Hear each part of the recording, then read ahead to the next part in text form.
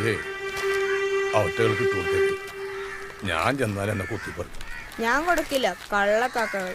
കൊടുത്തേരാ, എന്നെ കുത്തിപ്പറിക്കാനുള്ള ആരോഗ്യ അവറ്റകൾക്ക് വേണ്ടേ? ഒന്നുമില്ലെങ്കിൽ മാളയിൽ എന്നെ തിരിച്ചറിയുന്ന ഏക ജീവികളവരാ. കൊടുത്തേര്.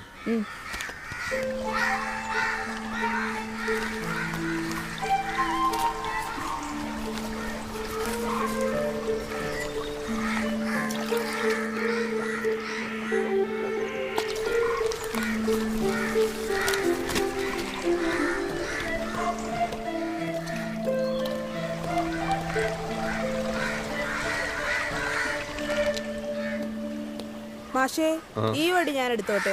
നിനക്കെന്തിനാണ് ഈ വടി? മാഷൊക്കെ മരിച്ചു കഴിഞ്ഞാ ആരാ നിങ്ങളുടെ സെമിത്തേരി വളർന്ന് കല്ലറ കണ്ടുപിടിക്കുക?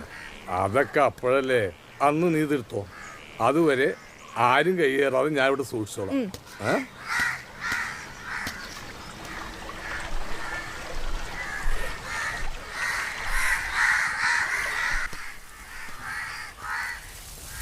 ആരോ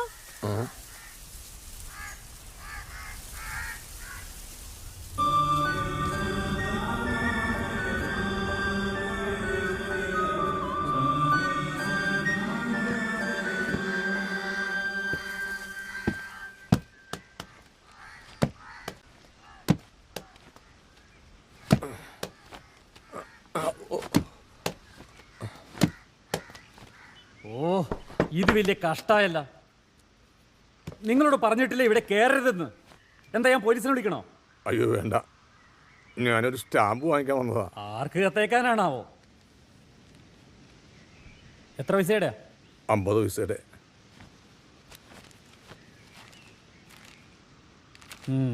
ഞാനൊന്ന് നോക്കട്ടെ. ഓ,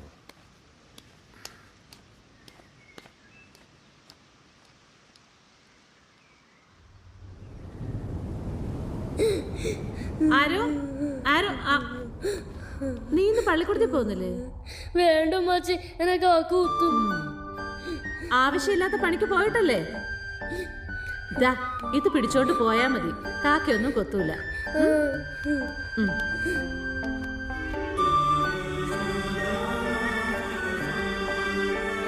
പോകാക്കേ.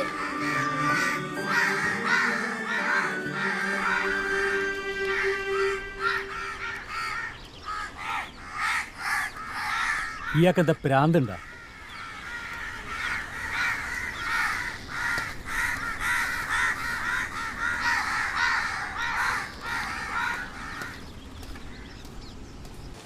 യൂതർക്കുള്ള ഫോണ് ചെന്നെടുത്തു.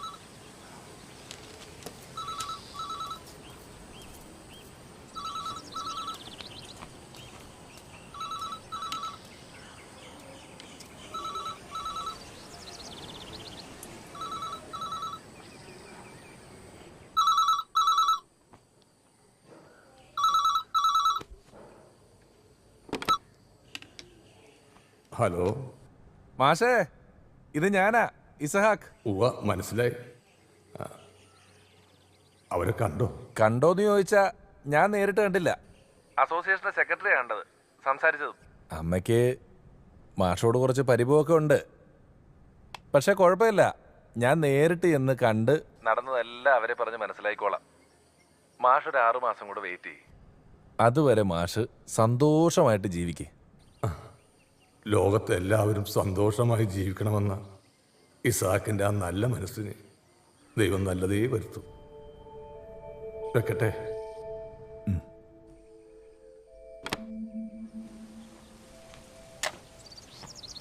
അതെ, ഒന്ന് നിന്നേ. ഇനി ഇവിടുത്തെ ഫോൺ നമ്പർ ആർക്കും കൊടുക്കണ്ട കേട്ടോ. ഒന്നും ഉണ്ടായിട്ടല്ല, ഇവിടുന്ന് വന്ന് പറയാൻ ആരും ഇല്ലാത്തതിൻ്റെ പേരില്ല. ഇല്ല, ഇനി എന്നാരും വിളിക്കാനില്ല. വലിയ ഉപകാരം.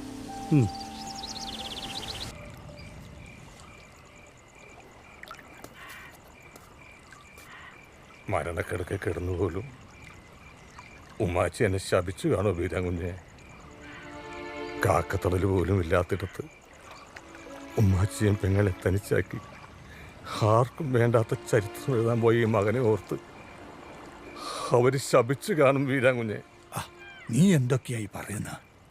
6 മാസം കഴിഞ്ഞാൽ അമ്മയെ കാണാനുള്ള ഏർപ്പാടുണ്ടാക്കാൻ ഇസഹാക്ക് പറഞ്ഞതല്ലേ? ഇസാക്ക്, അന്യൻ്റെ സന്തോഷത്തിന് വേണ്ടി ഒരു കള്ളം പറയുന്നതിൽ തെറ്റില്ല എന്ന് വിശ്വസിക്കുന്നവൻ. ഇസാക്ക് നല്ലവനാ. ഒരു കള്ളം എൻ്റെ സന്തോഷത്തിന് വേണ്ടി അവൻ പറഞ്ഞു.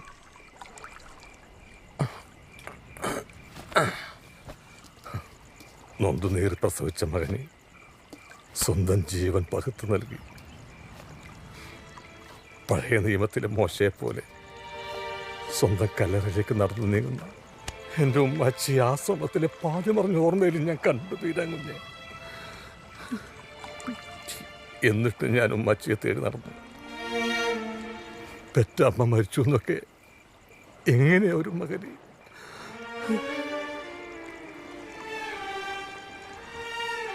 വിദൂരതയിലെന്നോ എൻ്റെ ഉമ്മാച്ചിയുടെ കല്ലറുണ്ടാവും. കാലകീടങ്ങൾ തിന്നു തീർക്കും മുമ്പ് അതും തേടിയുള്ള എൻ്റെ യാത്ര ഞാൻ തുടങ്ങുകയാണ്. ഒരു തിരിച്ചു വരവ് ഇനി ഉണ്ടാവില്ല. ഉയർപ്പുകളില്ലാത്ത കല്ലറയിലേക്കാണ് എൻ്റെ യാത്ര.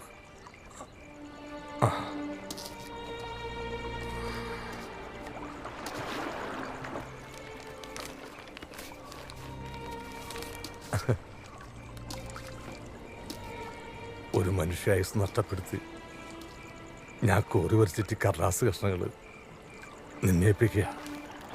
ഒരിക്കലേ ഇതിൻ്റെ അവകാശികൾ ഇതും തേടി നിന്റെ അടുത്തെത്തും. അവരെ നീ ഇത് തിരിച്ചേൽപ്പിക്കണം. അഥവാ ആരും വന്നില്ലെങ്കിൽ ഒരു കട്ടൻ ചായ തിളപ്പിക്കാനുള്ള ഊർജ്ജം ഇതിനുണ്ട്.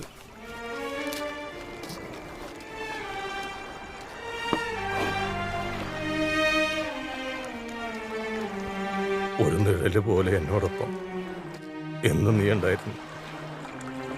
നിനക്കായിട്ട് എനിക്കൊന്നും തരാനും പറ്റിയില്ല. നീയായിട്ടൊന്നും കയ്യേറിയില്ല വീട്ടിൽ. ഒരിക്കലും രക്ഷപ്പെടാത്ത മകന്റെ രക്ഷയ്ക്ക് വേണ്ടി എൻ്റെ ഉമ്മാച്ചി തന്നതാ ഈ മെസ്സൂസ്.